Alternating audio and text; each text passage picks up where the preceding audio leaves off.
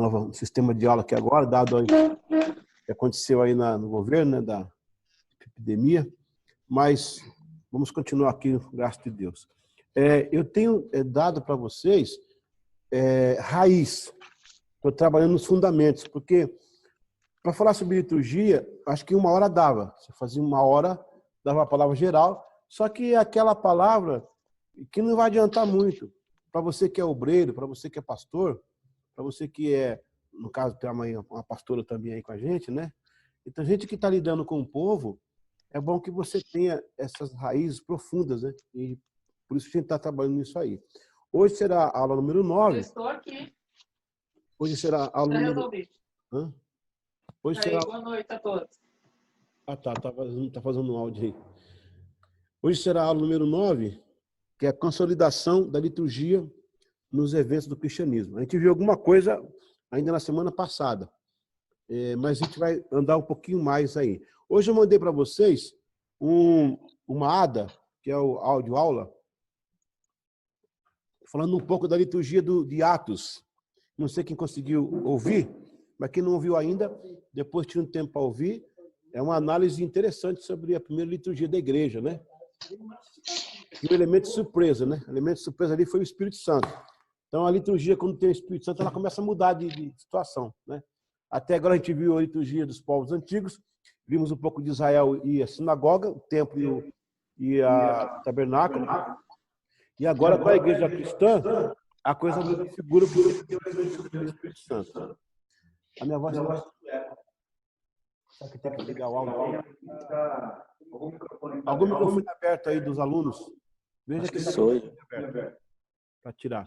Se você quiser abrir pergunta, é só colocar, né?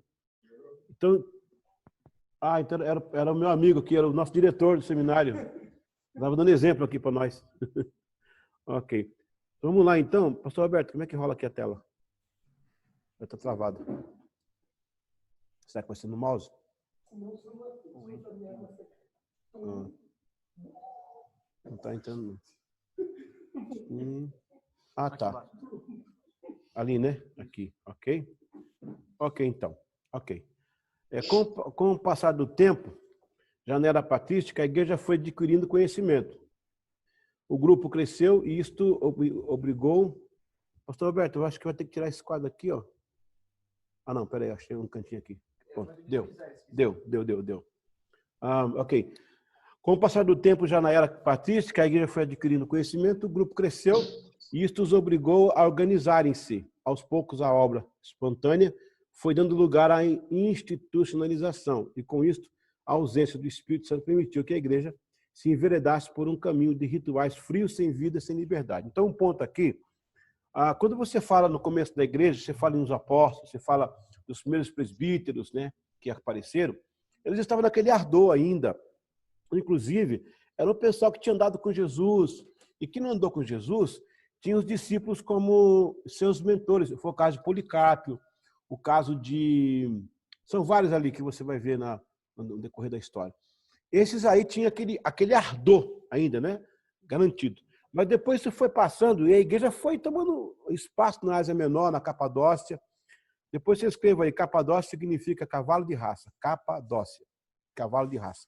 Então, é porque naquela região dava muito cavalos de raça e especiais, né? Bom, então, ela foi se propagando pela Ásia Menor, né? Chegou até a Espanha, você viu no relato de Paulo, e aí com isso, nesse desdobramento da igreja, a primeira geração, a segunda geração, ela perdeu um pouco daquele foco. É por isso, gente, que vai acontecer os reavivamentos na história, para reavivar de novo o que estava meio perdido, né? Com o passar do tempo. Agora vamos entender um pouquinho do Didaquê. O Didaquê é um documento elaborado ainda no primeiro século, meados do primeiro século, para reunir as palavras dos apóstolos, algumas cartas, algumas missivas, né? Depois das cartas apostólicas, o documento mais importante da igreja ficou conhecido como Didaquê. Ele foi construído já com ideias de liturgia e condução do serviço. Havia um modelo para orar, ali nascem as orações escritas. Quando você vê hoje a turma chama de reza, de oração escrita, nasce nessa época aí, ó. Por quê? Para as pessoas orarem corretamente. Imagina um neófito, né? Orando, em pé sem cabeça. Então, ali era uma forma de uma liturgia para guiar as orações. Também a programação dos cultos e passos para a ceia.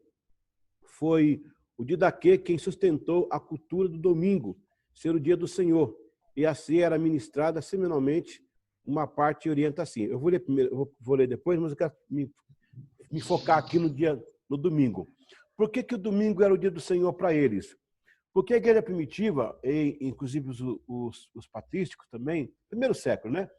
Eles, na verdade, eles entenderam que a igreja cristã era diferenciada da sinagoga. Aos poucos, a igreja... Você vai ver logo no começo na Bíblia, ali no Novo Testamento, que os irmãos de Tiago lá, lembra? Teve um lance lá entre Paulo e Pedro, por causa do irmão na casa de Tiago. Depois, Deus mostrou um lençol para Pedro na casa de Simão, o curtidor, para que Pedro pregasse aos gentios.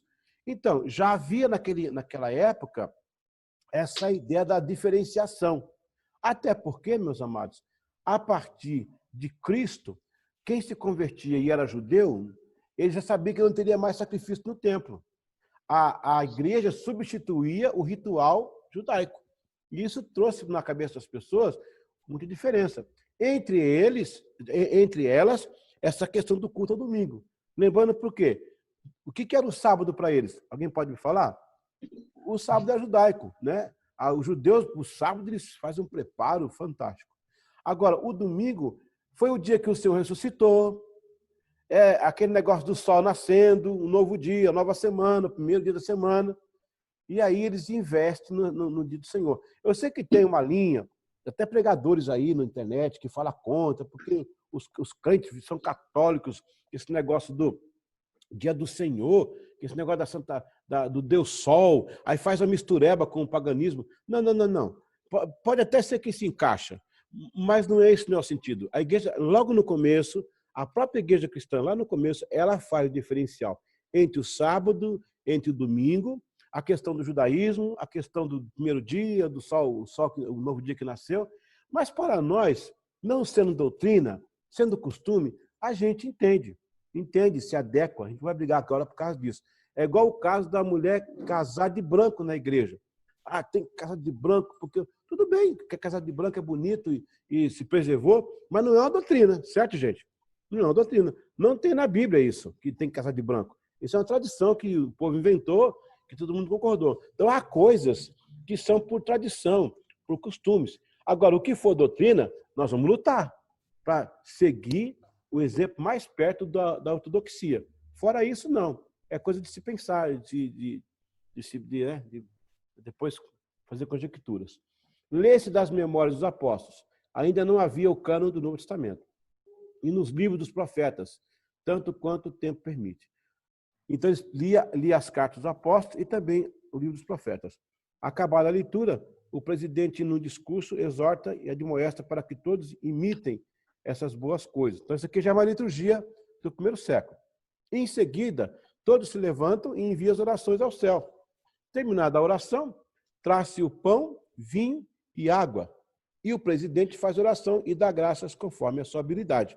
Está vendo aí? Ó? O presidente já tem uma habilidade. Ele já não vai ler a oração, já tem habilidade. E todos demonstram seu assentimento, clamando em coro, amém. Faça então a distribuição dos elementos, abençoa dos presentes e que participam, e os ausentes manda-se pelos diáconos. Uma pausa aqui. Hoje em dia, a gente usa o amém para tudo, né? Até o pessoal que pega a palavra, Pai do Senhor, irmãos, amém, amém. Alguns falam assim, amém ou não amém, né? E vai por aí afora. No caso da liturgia da igreja primitiva, o amém era só para encerrar. Era tipo uma doxologia. O amém tinha um peso de unidade. Tanto é que eles só faziam, aceitava que algo foi decidido ou confirmado depois do amém em coro da igreja. Interessante isso, né? Hoje o amém banalizou, né? Não é que ele banalizou, ele ficou mais comum. Amém, irmãos, amém. Mas o amém era para encerramento do evento, do culto, né? Aqueles que têm recursos e são voluntários, cada um, segundo a sua escolha, contribui o que deseja oferta recolhida é entregue ao presidente, que distribui cuidadosamente para os órfãos e viúvas. Isso aqui eu acho que eu já li na outra aula, parece, né? Eu tinha colocado isso aqui. Nós vamos agora para a liturgia de Justino. Justino foi um dos patrísticos, né? Quando fala patrístico, quando fala patrólogo, é os pais da igreja. Reunião no local para todos, a leitura da palavra, no caso de Didaquê, né? Dentro de Didaquê tinha cartas apostólicas, cartas dos profetas e tal. A mensagem é no começo, tá vendo aí? Olha que interessante, até mesmo na ceia. A liturgia da ceia e a liturgia do primeiro século é a mesma coisa. A leitura da palavra, a mensagem logo em seguida. Não tinha esse negócio do cântico, os avisos, o ofertório, né? É sempre no começo ali a palavra. Aí vinham as orações, né? E o serviço da Santa Ceia. No final, que era o ofertório, depois da distribuição social da mesma. Veja que ele não menciona música ou cântico. Ainda naquela época, os instrumentos não eram permitidos, pois lembravam os carnavais e orgias dos romanos e suas festas pagãs. Nós vamos entrar depois nessa questão do instrumento musical na igreja. Também como Jesus cantou a capela, pois assim o texto sugere nos evangelhos. Se houvesse algum instrumento, e isto fosse importante para a igreja, os escritores teriam registrado, certo? Então, como ninguém registrou, ninguém falou nada, a gente entende que Jesus tenha cantado a capela, quando ele cantou na última ceia. E, assim, tivesse algum instrumento, teria mencionado, né? Jesus pegando o alaúde, a harpa, né? E tocou. Aí você pergunta, peraí, mas a música não era algo tão forte em Israel? Sim, era algo forte em Israel. Mas tem que lembrar o seguinte, Israel voltou do cativeiro sem música. Israel voltou dilacerado, inclusive sem a tribo de Levi. A tribo de Levi, depois que aparece lá, é um pessoal que é considerado por causa do serviço do templo. Mas, assim, de raiz, de sangue, de Levi, não. Eles se perderam na invasão assíria, né? Na invasão assíria, da primeira que teve lá, na Síria. Como a igreja também era formada de judeus que vinham do judaísmo, de início se orientaram por parte da liturgia judaica. Deve-se notar, no entanto, que com a perda da tribo de Levi, do cativeiro assírio, em 722 a.C., a prática musical em Israel não era tão expressiva, quando nos auges do serviço do tabernáculo e do templo. Ademais, a tribo de Levi era responsável pela parte musical. Aqui vai aparecer uma crente chamada Cecília, ela é musicista de Roma. Cecília é nobre romana, nascida no princípio do século III, de uma das mais gloriosas e ilustres famílias de Roma, Metelos, né? Foi filha de um senador romano, cristão, desde a infância. Foi conhecida como a Santa Virgem, exaltada como modelo, é a coisa mais católica, né? Perfeitíssimo de mulher cristã, pois em tudo glorificou a Jesus. Foi uma das mártires mais conhecidas durante a Idade Média ao longo do tempo. Ela foi uma nobre romana que doou sua casa e um terreno aos cristãos pobres nos primeiros séculos. É aquela mulher que aparece com o pescoço cortado, a Santa Cecília, né? A Igreja Católica canonizou retroativo, para trás, canonizou para trás. Ai, Jesus. Então, essa moça aí, ela é tida, né, no meio católico como a Madureira, sei lá, a Santa dos Músicos. É coisa de, né, é Santa dos Músicos, mas para Nazareno não funciona, não. Nazareno tem muito musicista, não precisa de santa, não. Ela aí só é uma figura, né, na história, que usou instrumento musical, tinha uma parte musical muito interessante.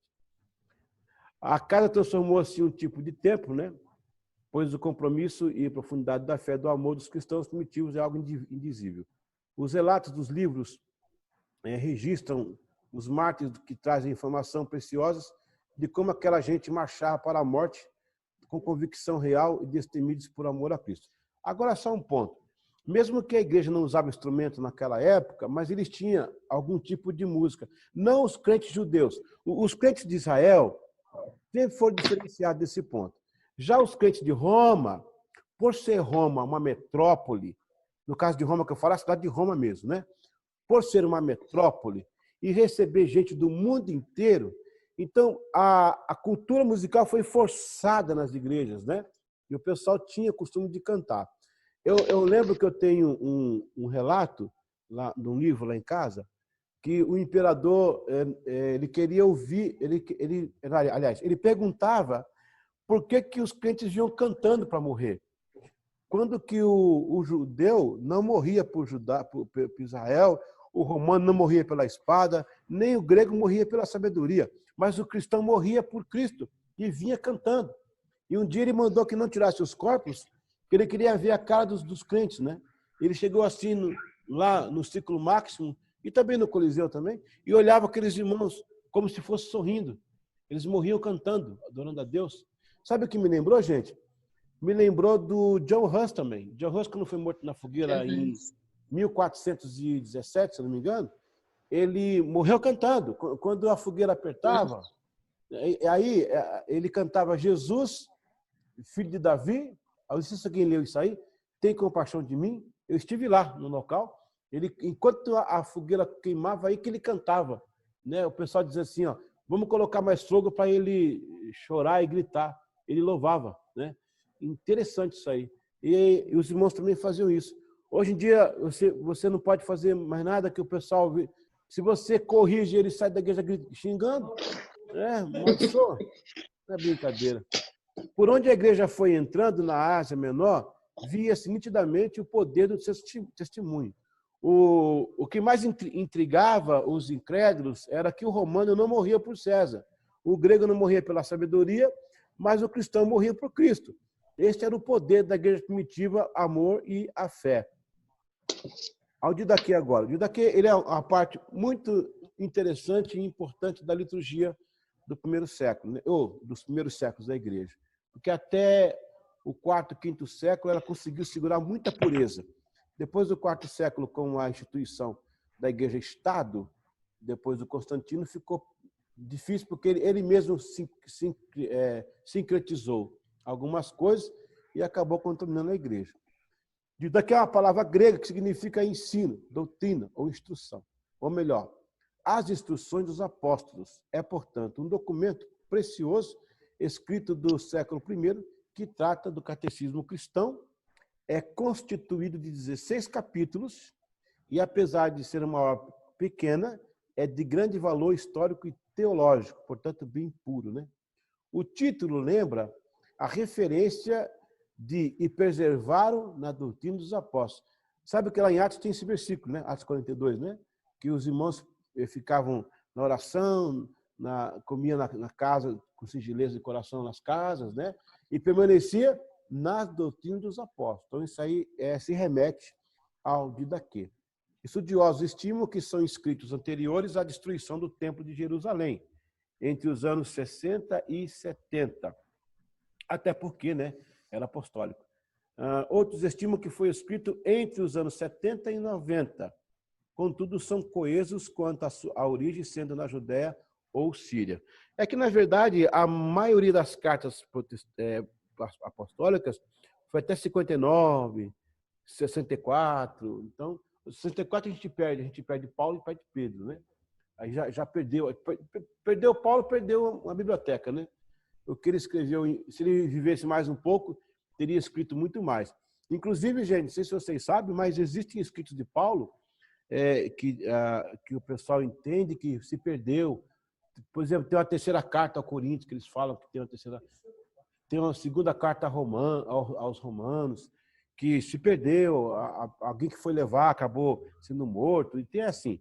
E eu creio sim que deve ter sido muita coisa, quando ele fala assim, ó, me traz de Troa de meus rolos, né? Deve ter mais coisa ali que a gente não sabe. Tanto é que Paulo foi criado aos pés de Gamaliel, ele conhecia bem o judaísmo, ele conhecia bem a Torá, então escrevia com muita propriedade. Até mesmo porque ele falava grego e conhecia muito bem a cultura grega, né? Segundo William Randolph, a Didaquê é uma compilação anônima de diversas fontes derivadas da tradição viva, de comunidades eclesiais bem definidas. Portanto, a questão da datação equivale à questão das datas das tradições ali registradas, que indubitavelmente remontaria ao século I depois de Cristo, derrubando a tese da datação tardia do século II. Bom, o fato é que ela existiu. Eu quero que você pegue daqui para frente a Bíblia na mão e você tenha muito carinho por ela. Muito, porque conseguiu chegar até nós esse livro maravilhoso, que foi perseguido por muitos, né? E pelo diabo nunca teria chegado na mão de ninguém, né? Mas Deus, durante a história, levantou pessoas que escreviam e guardavam escritos, né? A gente, no nosso caso de brasileiros, temos a figura do João Ferreira de Almeida. Ele nasceu em 1620, em Torres de Mangalde, lá em Portugal. Eu estive lá, fiz uma reportagem. A casa dele até hoje existe. A casa dele é uma rocha cavada, lá nesse lugar, Torres de Mangalde. Quando eu cheguei lá com os meus equipamentos, a minha equipe, para fazer o documentário, tinha uma senhorinha na rua andando, eu parei o carro e falei, boa tarde. Ela, boa tarde. O português dela é bem interiorano. Eu falei, estou aqui, eu sou brasileiro, eu sou historiador, eu estou procurando a casa do João Ferreira de Almeida, aquele escritor, ele morou aqui. Ela falou, portanto, a casa é a minha casa, eu comprei a casa. Eu falei, a senhora é dona da casa de João Ferreira? Sim, eu sou dono da casa de João Ferreira de Almeida. Ai, que alegria. Ela falou, a senhora pode mostrar a casa para nós? Ela falou, infelizmente, eu tenho uma chave, meu filho levou, eu fiquei, mas vamos chegar perto, veja por fora e tudo. E tirei foto. Inclusive, a porta da casa tinha uma antena parabólica. Eu falei, olha aí o contraste entre, né, o passado e o futuro. Né? Estava a antena parabólica do lado da casa do escritor que nos trouxe a Bíblia. E uma curiosidade a respeito do João Ferreira de Almeida, meus irmãos, é que ele não era padre, ele nunca foi padre. Essas Bíblias que traz aí, padre João Ferreira de Almeida, está tudo errado. Ele nunca foi padre. Ele foi criado por um tio em Portugal que era católico, o tio e a tia dele. Mas na sua adolescência, já mocinho, ele foi trabalhar nos navios da famosa Companhia das Índias. Companhia das Índias que o Brasil aparece na história do Brasil, a Companhia das Índias, que se engrava os mares da Holanda, né? A Holanda é a Inglaterra. A Inglaterra foi a grande chefe, né, marítima do desbravador aí. Depois os portugueses, os espanhóis, os italianos, mas o fato é que a Holanda, naquela época, era muito forte na questão marítima. E o João Ferreira de Almeida foi trabalhar. Ele era um garoto que limpava lá o convés e tal. E um dia, ele está lá no meio do barco e viu um folhetinho em espanhol da Bíblia. E um texto, acho que é de João, que ele lê. Aí ele perguntou por que os portugueses, os espanhóis têm a Bíblia, né, no espanhol, que uns pedaços, e os portugueses não têm. Eu vou começar a ver isso. Ele começou a estudar, um menino, 16 anos de idade. Começou a estudar, aprendeu latim, aprendeu grego, aprendeu parte do hebraico, e aí ele começou a traduzir a Bíblia. Ele conseguiu traduzir a Bíblia inteirinha, pelo menos 80% da Bíblia, e mandou um exemplar para o rei da Holanda. Mas no caminho eles perderam aquela cópia. Ele teve que fazer outra. Imagine, olha, para você escrever uma Bíblia no computador, de toda facilidade, você pode até falar, né? E escrever sozinho. Imagina naquela época, escrevendo com a tinta, meu Deus do céu. Vela, de noite. Tanto é que ele, na segunda edição, ele não consegue terminar. Quem termina para ele é um outro rapaz, que era amigo dele, ele morreu antes de terminar. E ele foi pastor, irmãos, na Índia, o João Ferreira de Almeida. E um dia ele pregava contra o catolicismo. Você vê, ó, ele diz que ele é padre, né? É porque naquela época não tinha nomenclatura pastor, né? Era muito usado. E quando ele vai para morrer, isso ele está já num período que ainda não está traduzindo a segunda parte da Bíblia ainda, né? Aí ele vai ser morto porque vão querer matá-lo por causa da fé dele. Quando ele vai para ser executado, chega um cavalo, um oficial do rei, coincidente, né? Bem na hora da morte dele, não podia atrasar o homem. Chegou, é Deus, né? Aí gritou, João Ferreira de Almeida, é esse executado aqui. Não, o rei quer falar com ele, tira ele daí. Aí levou ele para a Holanda e ele entregou um segundo exemplar desse livro. Então, gente, quando você pegar na mão a sua Bíblia, chore, agradeça, abrace, beije, porque a palavra de Deus chegou até nós dessa forma aí, né? Começou aí, Didaquê, depois de Didaquê vem o quê? Vem o cânon, aí o cânon vem a Bíblia, né? Vamos ver um pouquinho sobre instrumentos musicais na adoração primitiva. Com a proliferação da igreja,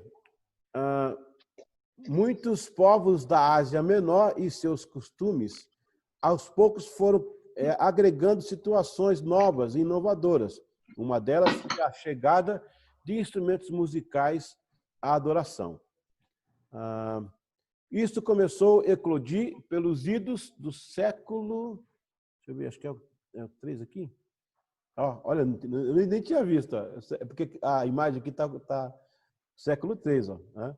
As referências sobre o louvor a Deus no Novo Testamento são genéricas, o que pode ou não incluir o uso de instrumentos musicais.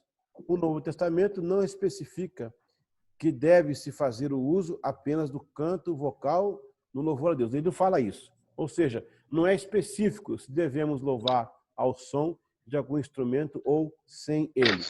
O que vai acontecer aí, na história, alguns patrísticos que vão ser terminantemente contra o uso, né, do instrumento musical, por dizer que pertence ao paganismo. A palavra pagão, não sei quem já estudou sobre isso, o pagão é um termo que significa campista, campeiro, né, do campo.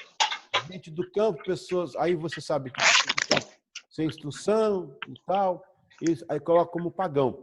Depois a palavra tornou-se um sinônimo de quem não conhece a igreja ou Deus, mas era usado pelos romanos para identificar... O som não está saindo para mim. O som? Eu estou ouvindo algum barulho de algum microfone ligado aí. Microfone ligado. Era o meu, era para pedir para aprovar o Robson aí, eu acho que já aprovou na sala. Já. Eu vi aqui.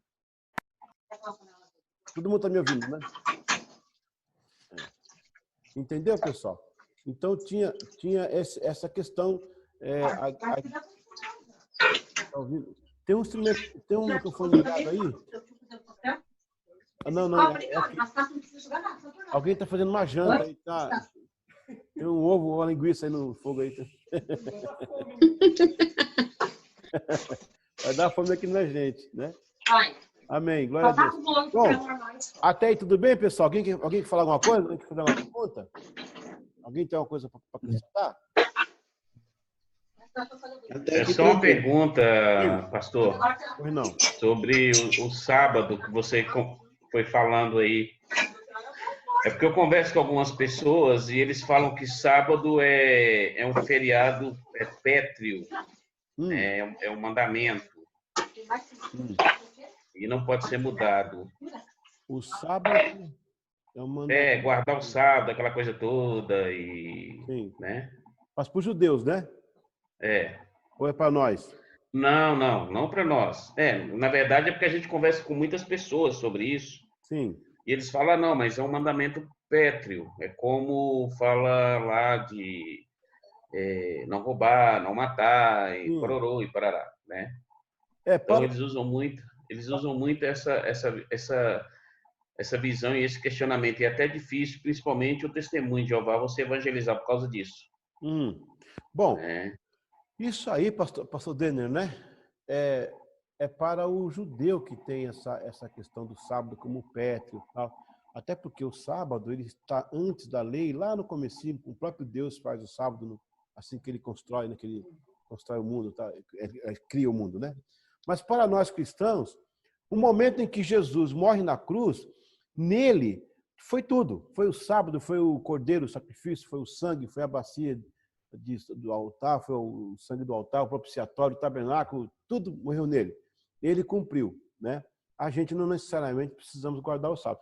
É igual eu falei naquele dia aqui na reunião, né? Se quiser guardar, não é pecado também, não. Ele não pode ter efeito de salvação. Se guardar o sábado para ser salvo, então está fora. Se o sábado salva, né? Não, pastor.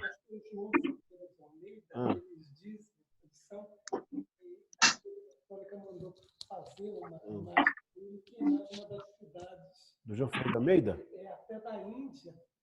Tá. Conseguiram matar, e não sei se me recordo se foi Delhi ou se foi Calcutá.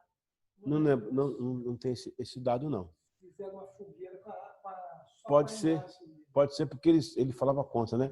Mas, pastor Denner, na verdade, essa questão do sábado, ele morre em Jesus. O problema é que, na cultura da igreja cristã, Isso foi falado. Inclusive, depois, me lembra, me manda aqui no Zap em particular, eu vou achar eu tenho os documentos da igreja em casa, eu consegui os documentos da igreja. Aqui, lá do Vaticano, eu tenho, cara, eu tenho. Bom, né? Eu tenho um rapaz que tem um PDF com 25 mil livros do Vaticano. E quando eu preciso de uma coisa, ele me dá. Então, pastor Denner, existe uma explicação da igreja primitiva em relação ao domingo. Eles tiram toda a ideia do Deus Sol, até porque a questão do Deus Sol, porque o Sunday é Sunday, que é dia do sol, né? Sunday, sol, dia. Na verdade, quando o pessoal fala assim, porque nós crentes ficamos guardando o dia do domingo, que é pagão, é um analfabeto histórico, porque, na verdade, a igreja só fala em sol, como a questão do Deus Sol, que é o solístico, né? A partir do 3º século, com Constantino e o sincretismo pagão do Concílio de Nicéia. O cara não estuda, não lê. Agora, antes disso aí, não havia isso. Nas culturas em volta do Mediterrâneo, algumas pessoas falavam isso, um ou outro tinha esse costume. Mas Israel não se falava nisso. E a igreja veio de Israel, né? Nasceu lá. Então, os irmãos em Cristo explicam. Eu tenho, se eu não me engano, de Policarpo, se não for de Policarpo, é de Ambrósio, dizendo, irmãos, nós deixamos o domingo para ser da comunhão, porque foi o dia que o Senhor ressuscitou. Então, o peso do domingo para nós é a ressurreição de Jesus, que foi no domingo. E o primeiro dia da semana, para começar já o primeiro dia entregando o dízimo do mês, o dízimo do tempo, né, ao Senhor. Então, essa conotação do sábado, ela fica estritamente para os judeus, né, e para os cristãos, estritamente o domingo. Agora, depois que vem Nicéia, aí sim, eles dão essa ênfase, deu sol, jogam o Natal para o dia 25, que é o dia do solístico lá, né? Aí vai para fazer um sincretismo, junta a Páscoa também, junta a Páscoa com o equinócio da primavera, que é a deusa Afrodite, a deusa da fertilidade, junto com a Páscoa judaica. Isso quem faz é o Concílio de Nicéia. Tanto é que os bispos que não concordaram com isso, eles foram executados. Morreram alguns irmãos porque não aceitavam isso e o imperador fez a coisa acontecer, né? É interessante. Amém, pastor Denner? Amém. Pastor, só mais uma coisa com relação a essa questão do trabalhar das escrituras, porque querendo ou não, a igreja, pelo que nós estamos aprendendo, nasceu em Cristo de uma forma bem judia. E no decorrer da história, ela perdeu algumas coisas, né? E hoje até se fala em rever a escritura por causa da tradução, algumas coisas não batem. E como você vê isso, já que você tem estudado muito? Tem muita diferença do original para os dias de hoje? Olha, do escrito original ou não? Nós estamos vivos hoje, né? Nossa geração é que está no comando agora. É a gente que vai filtrar ou acabar de desviar, ou voltar mais perto, né? De geração a geração, nós somos influenciados pelo meio, que são as informações que nascem, que chegam, que se cultivam. Eu vou dar um exemplo para você. Há 40 anos atrás, uma bateria num culto era escândalo. Uma bateria, 40 anos atrás, 50 anos atrás, era escândalo a bateria. O negócio era só órgão. Então, sim, durante a caminhada, as traduções sofreram algumas mutações. Você fala para mim assim, pastor, mas o que é mais original? O que é mais original é aquilo que você puder achar mais original. Tudo que você puder ser mais original, conseguir uma edição mais antiga, você vai chegar perto da ortodoxia. Cabe a nós agora essa geração, porque meu filho está chegando aí, eu tenho um filho que vai crescer, uma filha que vai crescer, daqui a pouco será a geração, vai estar no meu lugar, no lugar de vocês. Se a gente não fazer a coisa correta, a geração vai ficar pior. Então, nós agora que estamos no comando, a gente agora que vai definir. Então, o que eu posso te falar? Eu já estive em Israel muitas vezes, já estive em outros locais de tradição da igreja, já tive na mão com documentos assim, muito antigos. Eu já vi com os meus olhos ao vivo o livro de Isaías, que Isaías escreveu. Eu vi com meus olhos ao vivo, né? Está lá em Jerusalém. E os estudiosos, eles leem, eles decifram, e passam aquilo que a gente pode cultivar. Da minha parte, meu irmão, aquilo que depender de mim como educador, como uma pessoa que está se dedicando ao ensino, à geração, eu procuro chegar mais perto. Agora, tem coisa que você vai colocar hoje que seria mais perto, que hoje seria um tipo de afronta. Há muita liderança hoje que mudou muita coisa. Eu podia dar alguns exemplos aqui, mas eu não gosto de entrar nesses assuntos porque choca um pouco, não com a Nazareno, eu digo assim, com denominação no geral. Uma delas, por falar em liturgia, uma delas é a questão de aquela frase, vamos cantar enquanto os irmãos chegam. Isso fere, porque, na verdade, a adoração bíblica não dependia dos irmãos chegar para encher a igreja, para encher linguiça até que os irmãos chegassem. Ele era fruto da palavra, a palavra provocava os irmãos para adorar. Era uma coisa muito séria. Eles estavam falando de Deus, né? Hoje você vai nas igrejas, aí você vê Bíblias jogadas no chão, nas salas de aula, empoeiradas, sem capa. Quer dizer, se você começa a falar muito, aí você é o retrógrado, você é o do contra, você quer ser o mais santo, quer ser o melhor. Eu procuro ensinar. Naquilo que eu puder ensinar e chegar mais perto, eu procuro fazer, né? Do contrário, criar confusão com as pessoas aí. Mas o que depender de nós, você que é pastor local de igreja, você que tem um rebanho, que depende de você, então você zela por aquilo que é mais importante, né? Então, é aí que eu vejo. Amém? Amém. Mais alguma dúvida aí? Olha, ali está todo mundo, hein? Ali não Amém. Eu já ouvi até o pastor ia chegar atrasado do culto, aí o dirigente falou para o outro, que não passou para mim, ele não era pastor, o Messi era teólogo, o cidadão lá falou com ele, que era a namoradinha dele, entre aspas, né, que ele era casado, falou com ele, fala qualquer coisa porque o pastor não está chegando. Não passou para mim, fala qualquer coisa. Qualquer coisa, né? Foi a mensagem. Então são coisas assim que a gente tem que zelar. É por isso que eu estou aqui, né?